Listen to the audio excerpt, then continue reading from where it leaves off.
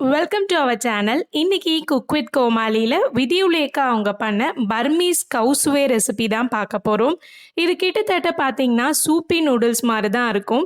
Flat நூடுல்ஸ்க்கு மேலே கொஞ்சமாக fried onions, garlic, எலுமிச்சப்பழம், அப்புறம் ஸ்ப்ரிங் ஆனியன், வறுத்த வேர்க்கடலை, அது கூடவே கோகோனட் மில்க் வச்சு பண்ண ஒரு சூப் ஊற்றி தருவாங்க.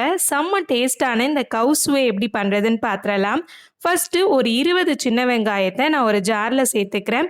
கூடவே ஒரு 4 பூண்டு சேர்த்துக்கலாம். ஒருவேளை உங்களுக்கு சின்ன வெங்காயம் கிடைக்கலனா நீங்கள் பெரிய வெங்காயம் யூஸ் பண்ணிக்கோங்க. இது கூடவே கொஞ்சமாக கொத்தமல்லி இலை சேர்த்துக்கிறேன். அடுத்து காரத்துக்கு 2 பச்சை மிளகாய் சேர்த்துட்டு இதில் கொஞ்சமாக இஞ்சி சேர்த்துக்கோங்க. இப்போது தண்ணிலாம் எதுவும் இல்லாமல் நம்ம நல்லா திக்காக அரைச்சி எடுத்துக்கலாம். பாருங்கள், இந்த மாதிரி தான் அரைச்சி எடுத்துருக்கேன். அடுத்து பேனில் ஒரு 3 டேபிள் ஸ்பூன் அளவுக்கு எண்ணெய் சேர்த்துக்கலாம். எண்ணெய் நல்லா சூடான உடனே நம்ம அரைச்சி வச்சுருந்தோம்ல அந்த பேஸ்ட் இதில் சேர்த்துடலாம். நம்ம இஞ்சி பூண்டு எதையுமே வதக்காமல் அப்படியே அரைச்சிருக்கோம். ஸோ ஒரு 5 நிமிஷம் அளவுக்கு இந்த மாதிரி நல்லா வதக்கிக்கோங்க. அடுத்து ஒரு பிளேட் அளவுக்கு கேரட் கட் பண்ணி வச்சுருக்கேன். கிட்டத்தட்ட 3 கேரட் எடுத்திருப்பேன். இது கூடவே ஒரு பிளேட் அளவுக்கு பேபிகார்ன் எடுத்து வச்சுருக்கேன். அதையும் சேர்த்துக்கலாம். ரொம்ப சின்னதாக கட் பண்ணிங்கன்னா அது சூப்லேயே குழஞ்சிடும். ஸோ மீடியம் சைஸ்க்கு இதை கட் பண்ணிக்கோங்க. இதை ஒரு 2 நிமிஷம் வதக்கிட்டு இது கூட 1.5 டேபிள் ஸ்பூன் அளவுக்கு மிளகாய் தூள் சேர்த்துக்கிறேன். கூடவே ஒரு 1/4 டேபிள் ஸ்பூன் அளவுக்கு மஞ்சள் தூள் சேர்த்துக்கலாம். இதுக்கு தேவையான அளவுக்கு கல்லுப்பு சேர்த்துடுறேன். இப்போ இது எல்லாத்தையும் 1 நிமிஷம் அளவுக்கு வதக்கி விட்டுக்கோங்க.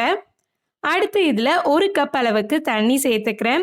இது நல்ல சூப் மாதிரி இருக்கணும். ஸோ ரொம்ப திக்காக குருமா மாதிரி பண்ணாதீங்க. இந்த மாதிரி லைட்டாக ஒரு கொதி வந்ததுக்கப்புறம் நான் 1.5 கப் அளவுக்கு தேங்காய் பால் எடுத்து வச்சுருக்கேன். அதை சேர்த்துக்கிறேன். நீங்கள் சேர்க்குற தேங்காய் பால் தண்ணியை விட கொஞ்சம் அதிகமாக இருக்கணும். ஏன்னா இந்த சூப் தேங்காய் பாலில் தான் அவங்க செய்வாங்க. ஸோ கண்டிப்பாக தேங்காய் பால் நிறைய சேர்த்துக்கோங்க. இப்போது தேங்காய் பால் சேர்த்ததுக்கப்புறம் இந்த மாதிரி லைட்டாக ஒரு கொதி வரும். ஒரு 2-3 நிமிஷம் அளவுக்கு கொதிச்சா போதும். நீங்கள் அடுப்பை ஆஃப் பண்ணிடலாம். பாருங்கள், நம்மளோட சூப் சூப்பராக ரெடி ஆயிடுச்சு. அடுத்து நமக்கு இந்த மாதிரி ஃப்ளாட் நூடுல்ஸ் தேவைப்படும். நான் ஆல்ரெடி வேக வச்சு எடுத்துட்டேன். ஒருவேளை உங்கள்கிட்ட ஃப்ளாட் நூடுல்ஸ் இல்லைனா நீங்கள் நார்மல் நூடுல்ஸ் கூட யூஸ் பண்ணிக்கலாம்.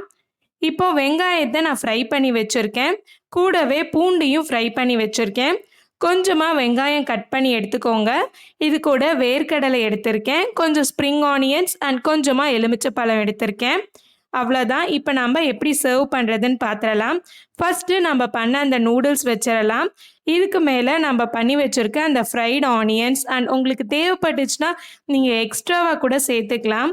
பூண்டு, அது கூடவே ஸ்ப்ரிங் ஆனியன்ஸ் அண்ட் மேலே கொஞ்சம் வேர்க்கடலை, லெமன் ஜூஸ் எல்லாத்தையும் சேர்த்துட்டு நம்ம பண்ணி வச்சுருக்க அந்த சூப்பும் சேர்த்துட்டு சர்வ் பண்ணிங்கன்னா செம்ம டேஸ்ட்டாக இருக்கும். ஸோ கண்டிப்பாக இந்த ரெசிபி ட்ரை பண்ணி பாருங்கள்.